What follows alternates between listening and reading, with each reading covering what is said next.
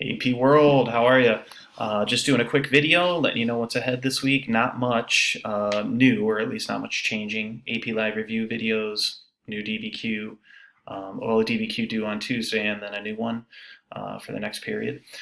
So we have Friday and Monday off from school. You have some stuff, a couple of things due on Tuesday. You have the DBQ, which is on the Mongols. We're going to have a chat about that here in about 24 minutes. And then Administration of Empires, that's for period 3. That's the review sheet. Both of those are due Tuesday. That's because we are missing Monday. And then we're later in the week, due Wednesday is Empires Belief Systems.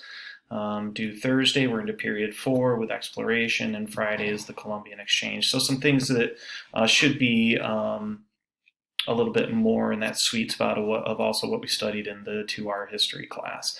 The DBQ that's due this week is on Tuesday is the Mongols. Analyze the degree to which the Mongol Empire affected societies of Afro-Eurasia in the 13th and 14th centuries. Again, I'm going to go through those documents with you in our chat today, and then I'll have a new DBQ for you that actually I think I already uploaded.